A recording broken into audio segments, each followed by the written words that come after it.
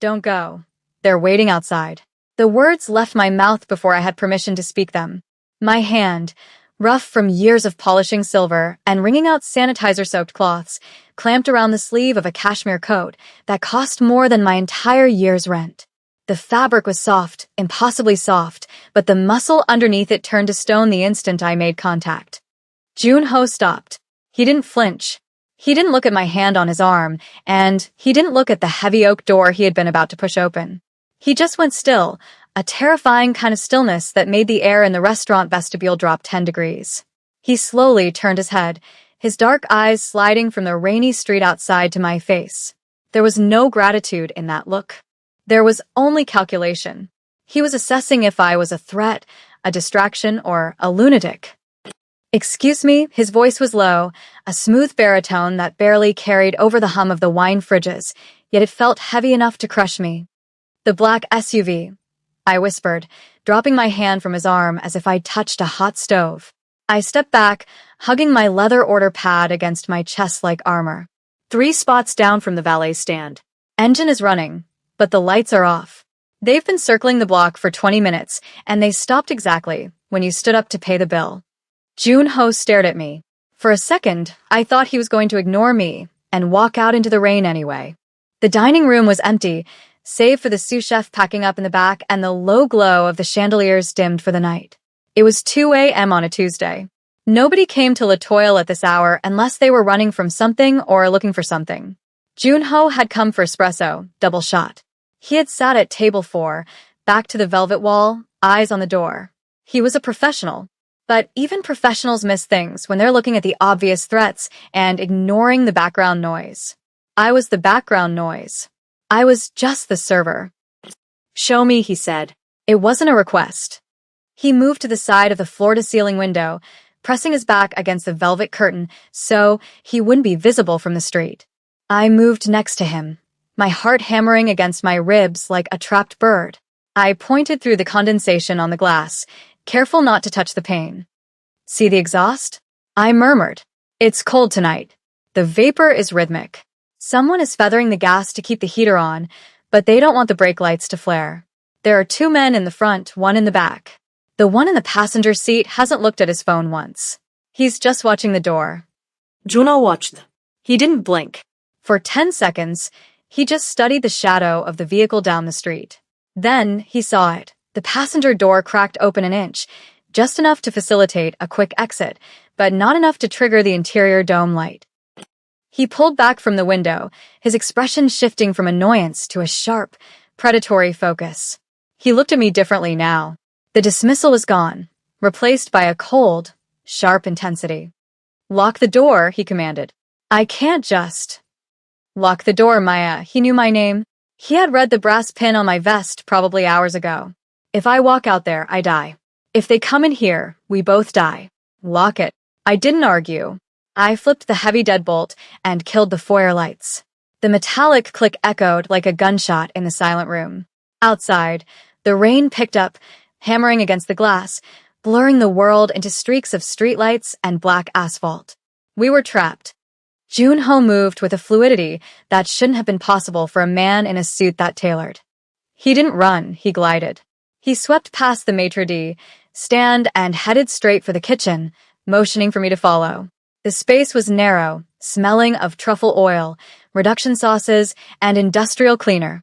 It was the smell of my life, the scent of invisibility, but tonight it smelled like a cage. "Is there a back exit?" he asked, his eyes scanning the stainless steel prep tables and the hanging copper pots. "Alleyway," I said, my voice trembling slightly. I hated that I sounded scared. I wanted to be the calm, competent person I was in my head, the one who noticed vintage wine labels and remembered regular customers' allergies from 3 years ago. But standing next to a man who radiated this kind of lethal energy was stripping away my composure. But it leads to a dead end. If they have a spotter on the roof or the corner, you'll be boxed in against the compactor. He nodded, accepting the tactical assessment without question. He pulled a phone from his inner pocket, glanced at the screen, and swore softly in Korean. The screen was dark. "Jammers," he noted, sliding the phone back. "They're thorough. This isn't a robbery. It's a liquidation." He looked at me, his dark eyes narrowing. You're observant for a server.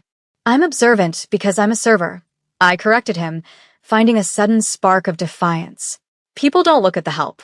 They talk in front of me, they plan in front of me, and they think I'm part of the furniture. You learn to read the room when your tips depend on knowing when a guy is about to fight with his wife or when a deal is going south. He leaned back against the walk-in freezer, crossing his arms. The posture was relaxed, but his hands were free, ready. And what did you read tonight? You come here every Tuesday, but usually at 10 p.m. Tonight you were late. You changed your seat. You usually sit at table 2, but you took 4. Better sight lines, I took a breath, trying to steady my hands. And those guys outside? They didn't follow you here. They were waiting. The silence that followed was heavy. The refrigerator compressor kicked on with a shuddering rattle. Junho tilted his head, regarding me with a new level of scrutiny. Waiting, he repeated. They were parked before you pulled up, I said. I saw the SUV arrive at 1:45. You walked in at 1:55. They knew you were coming. He went very still again. This wasn't just an ambush, it was a setup. Someone had sold him out. The realization seemed to settle over him not with panic, but with a cold, hard anger. He looked at the digital clock above the pass. 2:15 a.m. If they were waiting, he said, his voice dropping to a whisper that was barely audible over the rain, then they aren't just outside. The implication hit me in the stomach. If they knew he was coming here, specifically now, they had inside information. Or worse, they had someone inside. My eyes darted to the swinging doors that led to the dining room. The sous chef, Old Man Miller, had left 20 minutes ago for a smoke break and hadn't come back. I hadn't thought anything of it. Miller was lazy and disappeared all the time. But now, the silence from the back alley door felt screamingly loud. Miller, I breathed. The chef. He left. Out the back. He left the back door unlocked. Junho pushed off the freezer. In his hand, a gun appeared. I hadn't seen him draw it. It was sleek, black, and terrifyingly real. Stay behind me, he said. We moved deeper into the kitchen, away from the warm glow of the heat lamps and into the shadows near the dish pit. The back door, a heavy steel slab that usually required a hard hip check to open, was slightly ajar. A sliver of wet, dark night air was leaking in, curling the steam rising from the dishwasher. Junho signaled for me to stop. He moved to the side of the doorframe, pressing himself flat against the wall. He listened. I held my breath, listening too. I heard the rain. I heard the distant wail of a siren that was going somewhere else, helpful to someone else. And then I heard the scrape of a shoe on concrete. It was a small sound. Gritty. The sound of leather turning on wet pavement. It came from just outside the door. Junho held up 2 fingers, then 1. He was counting down. He wasn't going to wait for them to breach. He was going to take the initiative. It was insane. It was suicide. There were at least 3 men out front, which meant there were likely 2 covering the back. He had 1 gun and a server. No, He looked back at me, irritation flashing in his eyes. I pointed to the ceiling. Above the dish pit, there was a heavy ventilation grate, covered in dust. It was the intake for the old AC system that hadn't worked since the building was renovated. The crawl space, I whispered. It runs the length of the building. It dumps out in the janitor's closet of the law office next door. Junho looked at the grate, then at the door, measuring the odds. He holstered the weapon, or rather, he tucked it somewhere I couldn't see, and cupped his hands together to give me a boost. There was no discussion. He understood instantly. Tactical retreat was better than a fatal funnel. I stepped into his hands, my sneakers muddying his expensive suit, and he hoisted me up effortlessly. I shoved the grate aside. It groaned, a metal shriek that sounded like a scream in the quiet kitchen. The back door kicked open. There was no time to be graceful. I hauled myself into the dark, dusty void of the ceiling and reached down. Junho didn't need much help. He jumped, catching the lip of the opening, and pulled himself up with a terrifying upper body strength. Gunshots erupted below us. Pop, pop, pop. Silenced but audible. Bullets punched through the ceiling tiles inches from my face, sending clouds of plaster dust into my eyes.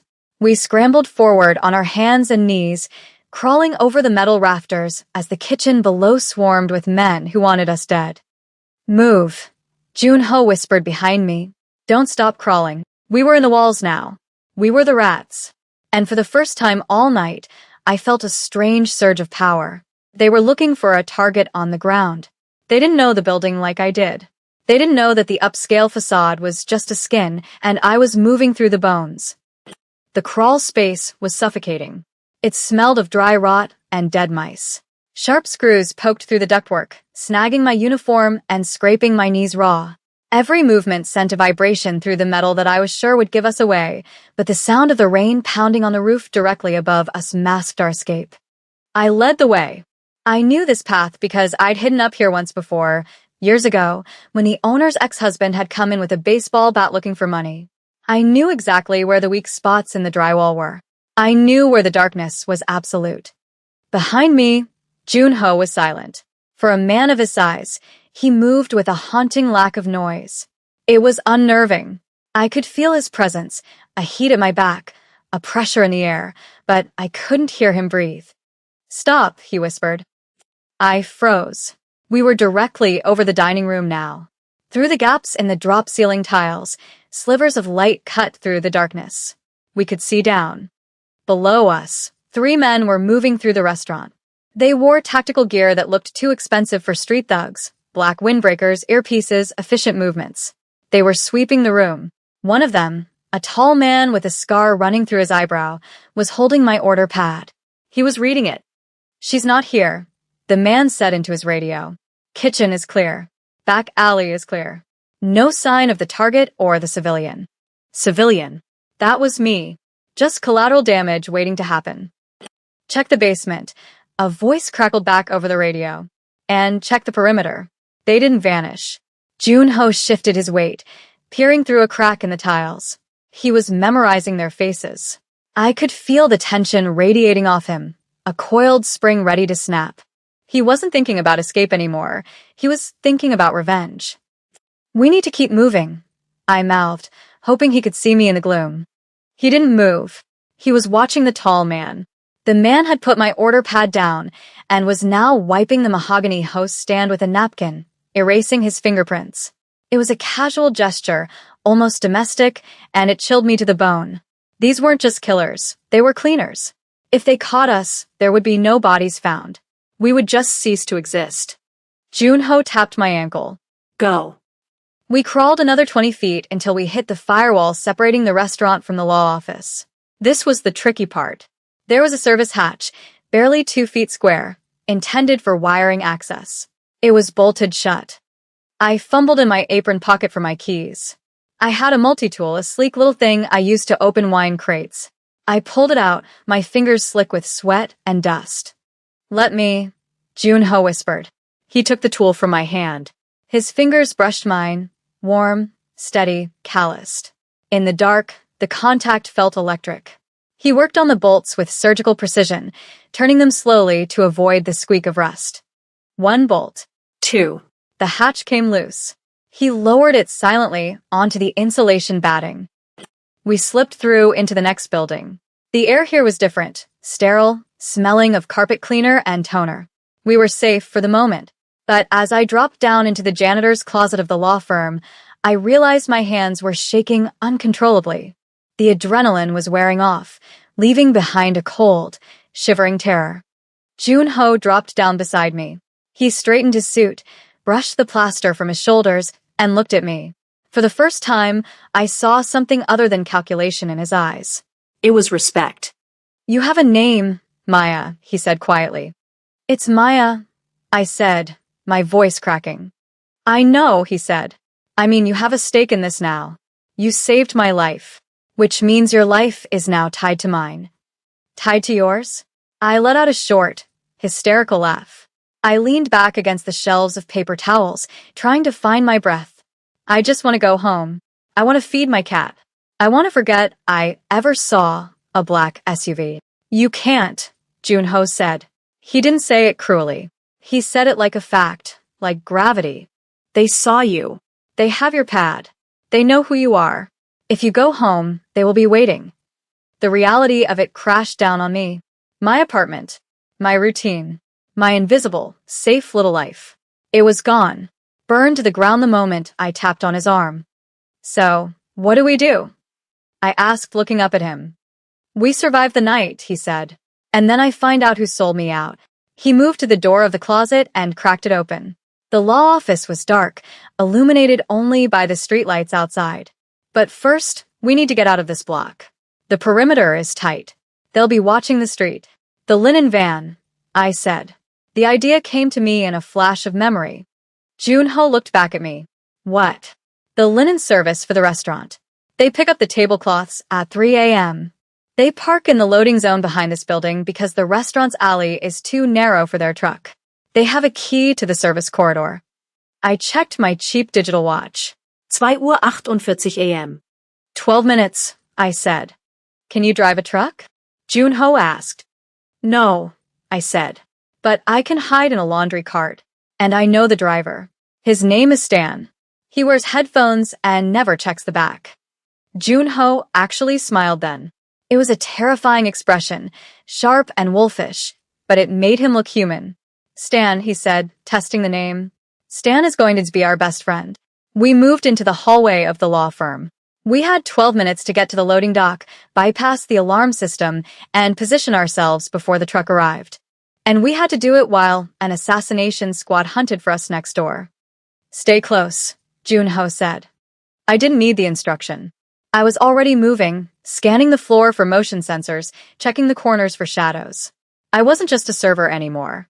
I was a player in a game I didn't understand, and the only way to win was to keep playing. We reached the back corridor. Through the glass of the emergency exit, I could see the rain lashing the pavement. And there, parked across the street, was another black car. Not an SUV this time. A sedan. Watching the loading dock. Dam, Junoisid. They covered the secondary exits. They don't know about the truck, I insisted. They're looking for people running. They aren't looking for dirty tablecloths. It's a risk. Staying here is a death sentence. He looked at me, then at the car outside. He nodded. Okay, we do it your way. He took off his ruined cashmere coat and wrapped it around my shoulders. It was heavy and smelled of rain and expensive cologne. Cover your uniform, he said. You're too bright in the dark. It was a small gesture, but it felt momentous. He was shielding me. I pulled the coat tight, drowning in the fabric. I felt ridiculous and terrified, and strangely, completely alive. Let's go, I whispered. And we stepped out into the dark. The interior of the laundry truck smelled of industrial detergent and damp cotton, a thick, chemical scent that coated the back of my throat. We were wedged between two canvas carts overflowing with stained white tablecloths, the metal frame of the truck rattling violently with every pothole Stan hit. I was shivering, not from cold, but from the aftershock of adrenaline leaving my system. The darkness was absolute, save for the occasional slash of amber light from a street lamp passing through the cracks in the rear doors. Junho sat across from me, his legs extended in the cramped space, his expensive suit ruined by the grime of the crawl space and the rain. He wasn't looking at the door, he was looking at me. Even in the dim, strobing light, I could feel the weight of his attention. It wasn't the assessing stare of the predator anymore. It was something heavier, something that made the air between us feel charged and thin. You're shaking, he said. His voice was a low rumble against the noise of the engine. He reached out, his hand finding mine in the dark. His skin was warm, his grip firm but careful, as if he were handling something fragile. He didn't let go. Breathe, Maya. You're safe. We made the perimeter. I've never been shot at before, I whispered, the confession feeling small and stupid in the face of his reality. I worry about rent. I worry about my cat getting sick. I don't worry about silencers. You shouldn't have to, he murmured. He leaned forward, closing the distance between us until our knees brushed. The space was so small, so intimate, that I could smell the faint trace of sandalwood beneath the dust and rain on him. He reached up and adjusted the collar of his cashmere coat, which was still draped over my shoulders. He pulled it tighter around my neck, his knuckles grazing my jawline. The touch was electric, lingering a second longer than necessary. You saved me tonight. That wasn't just luck. You have an instinct for this. Most people freeze. You moved. I just didn't want to die, I said, looking down at his hand, which was still resting on the lapel of the coat near my throat. No, he corrected softly. You didn't want me to die. You could have stayed behind the maitre d' stand. They wouldn't have touched you if you hadn't warned me. You chose to intervene. His thumb brushed my cheekbone, wiping away a smear of drywall dust. The gesture was shockingly tender, at odds with the gun I knew was tucked against his ribs. Why? I looked up at him. His eyes were dark pools, unreadable yet intensely focused. Because I saw them waiting, I said. And it wasn't fair. Nobody deserves to walk into a trap. He stared at me for a long moment, the truck swaying as we took a sharp turn. He didn't smile, but the hard lines around his eyes softened. Fair, he repeated, as if the word was foreign to him. In my world, nothing is fair. But tonight, you tipped the scales. He squeezed my hand once, a solid anchor in the chaos, before leaning back against the metal wall. He didn't let go of my hand for the rest of the ride. We sat in the dark, fingers interlaced, bound together by the silence and the secrets we were fleeing from. The truck eventually slowed, lurching to a halt in a district I recognized by the sound of the pavement changing from asphalt to cobblestone, the old warehouse district near the docks.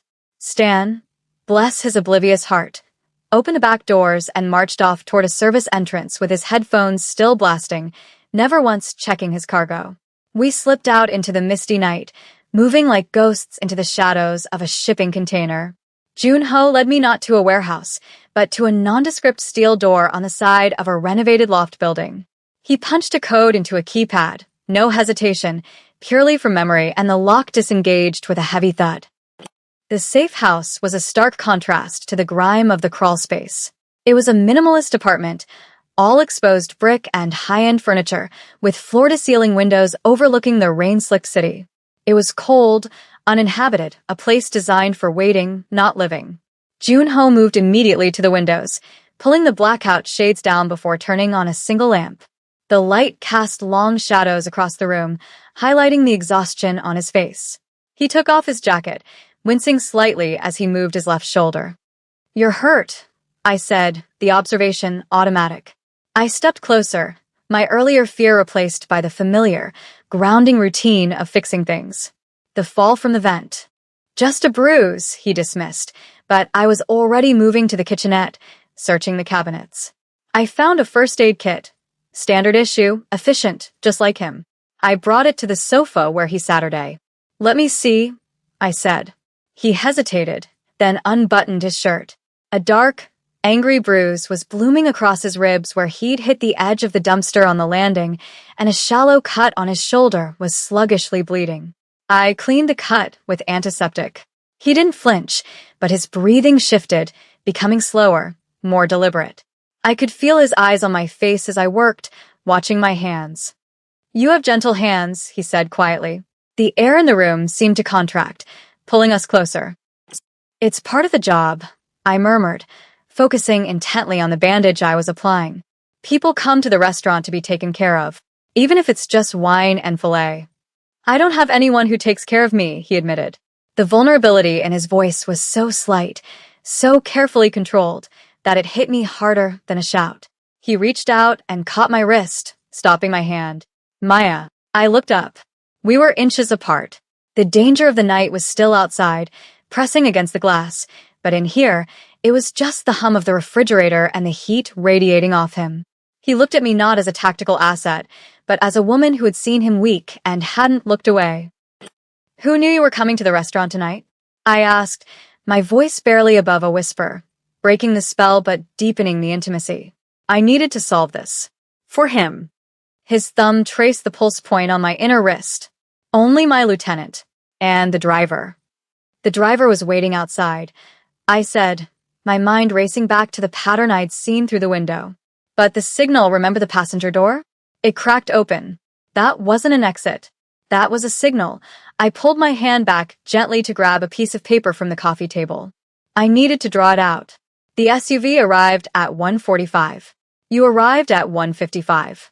But the streetlights on 24th Street are on a timer. They flicker At 2 a.m. exactly. The passenger door opened at 2 a.m. It wasn't a signal to the men in the car. It was a signal to someone watching from the apartment complex across the street. Jun-ho sat up straighter, the pain forgotten. The predator was back, but this time, I was his partner, not his prey. The apartment complex, he murmured. My lieutenant owns a unit there. He uses it for storage. He wasn't storing anything, I said, the pieces clicking into place with terrifying clarity. He was watching to make sure you went in. The ambush wasn't the men in the car. They were the distraction. The real hit was supposed to happen inside. That's why Miller left the back door open. Your lieutenant paid him off. Jun-ho stood up, pacing the room. The energy coming off him was lethal, but when he looked back at me, there was a fierce pride in his expression. You saw the lights flicker, he said, shaking his head in disbelief. You saw the timing. I notice patterns, I said. You notice everything, he corrected. He walked back to me, stopping just short of touching me again. You just gave me the name of the man who tried to kill me. We have to flush him out, Jun-ho said. He had changed into a fresh shirt from the closet, a black button-down that made him look even more like a shadow come to life. He was checking the magazine of his weapon, the metallic clicks sharp and rhythmic. He thinks I'm dead, or trapped in the perimeter. If I go quiet, he'll assume he won. He'll meet with the buyers to finalize the takeover. He won't meet them at the warehouse, I said, sitting on the edge of the sofa, still wrapped in his coat. It felt like armor now. He'll meet them somewhere public. Somewhere he feels safe. Where does he go when he wants to celebrate? The Sapphire Lounge, Jun-ho said instantly. Private rooms in the back. High security. He'll be there tonight, I said. He'll want to toast to his promotion before the sun comes up. Jun-ho looked at me. I'm going there. You're staying here. I'll leave you a phone and cash. When it's over, I'll send someone to take you anywhere you want to go. No, I said. I stood up. The fear was still there, a cold knot in my stomach, but the thought of being left behind, of not knowing if he survived, was worse. You can't walk into the Sapphire Lounge. They know your face. They'll have security looking for you. You won't get within 50 feet of the back room. And you will? I'm invisible, I reminded him. I'm a server. I'm a delivery girl. I'm nobody. If I walk in with a tray, nobody looks at my face. They look at the drinks. Absolutely not. Jun-ho stepped closer, his voice dropping to a growl. It's too dangerous. I am not risking you. Not after you got me out. You can't stop me, I said, holding his gaze. You need eyes inside to confirm he's there before you breach. If you go in blind, and he's not there, you lose the element of surprise and he goes underground. You need a spotter. He stared at me, his jaw working. He wanted to refuse.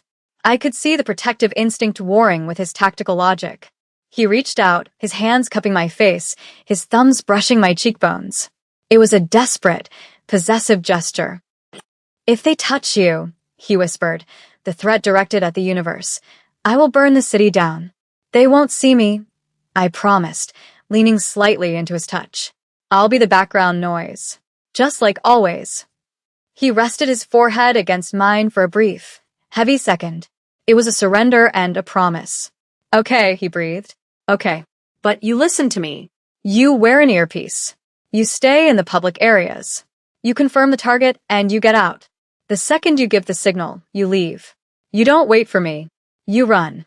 I'll run. I lied. I wasn't going to leave him until I knew he was walking out too.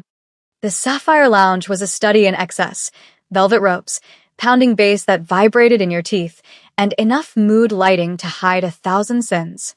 I walked in through the service entrance, wearing a stolen uniform I'd swiped from a laundry cart near the back, a black vest and a white shirt, indistinguishable from the staff.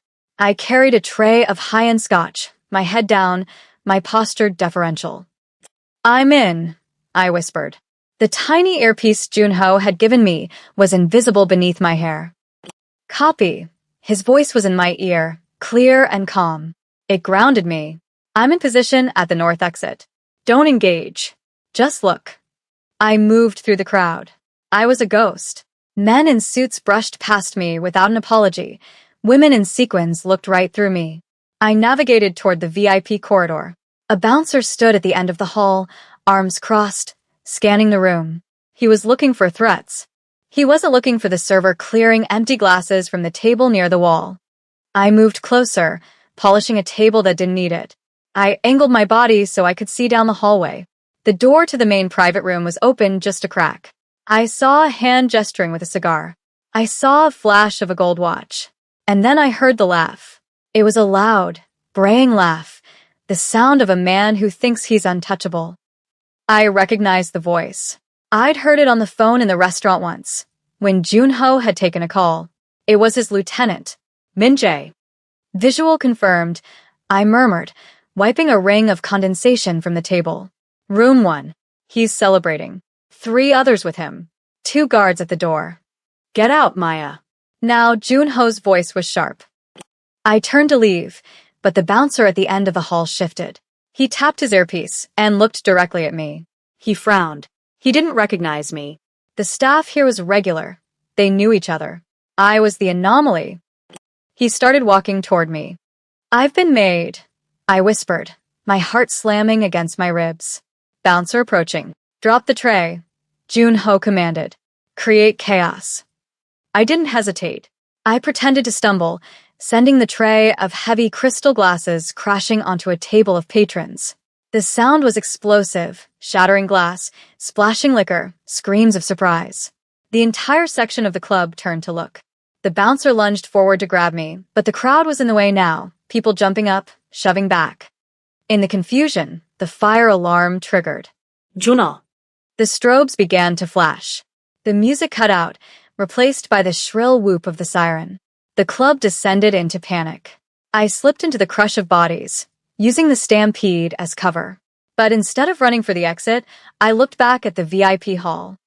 Min-jae had stepped out of the room, confused, flanked by his guards. He was looking for the source of the disturbance. And then, through the smoke and the flashing lights, Junho stepped out of the shadows of the emergency exit behind them. The confrontation was silent and brutal. The strobe lights turned it into a series of frozen images, Junho moving with terrifying efficiency, the guards dropping before they could draw their weapons. Min-jae turned, his eyes widening in shock as he saw the ghost he thought he'd buried. I didn't watch the end. I did what Junho asked. I turned and let the wave of fleeing patrons carry me out into the cool, damp night air. I waited in the alley 2 blocks away, shivering in the rain, hugging myself to keep from falling apart. Every siren made me jump. Every car that passed felt like a threat. 5 minutes passed. Then 10. The doubt began to creep in, cold and insidious. Had he made it? Had I led him into another trap? Then, a shadow detached itself from the wall across the street. Junho walked toward me. He was soaked, his shirt clinging to his chest, and he walked with a slight limp, but he was alive. He stopped in front of me, his chest heaving slightly. There was blood on his knuckles, but his eyes were clear. "It's done," he said. The words were final. The threat was gone. I let out a breath that was half sob and stepped toward him. He met me halfway, wrapping his arms around me in a crushing embrace. He buried his face in the crook of my neck, breathing in the scent of me, holding on as if I were the only solid thing in a world of smoke. "You didn't run," he murmured against my skin. "I couldn't," I said. He pulled back, his hands framing my face, his thumbs wiping away the rain from under my eyes. He looked at me with an intensity that made my knees weak. "You are extraordinary, Maya. You see the world in a way I never could." "I just see you," I whispered. He closed his eyes for a moment, a look of profound pain crossing his face. Then he stepped back. The distance between us felt like a chasm. "This is where it ends," he said, his voice rough. "You can't be part of what comes next. The power vacuum. It will be messy, dangerous." "I know," I said. I knew he was right. I couldn't be the mob boss's girlfriend. I was a server. I needed sunlight and safety. But the ache in my chest was undeniable. He reached into his pocket and pulled out a thick envelope and a set of keys. He pressed them into my hand. "There's a car parked on 5th. It's clean. The envelope. It's enough to start over. Somewhere new. Somewhere safe." "Junho." "Please," he said, his voice cracking. "Let me do this." Let me know you're safe. It's the only way I can function. I took the keys. I understood. This was his form of love. Protection. He was giving me my life back, but a better version of it. A version where I didn't have to be invisible unless I wanted to be. Take care of yourself, I said, my voice trembling. He looked at me one last time, memorizing my face. I'll be watching, he promised. Always. From the background, he turned and walked away into the rain, disappearing into the shadows of the city he now owned. I stood there for a long time, the key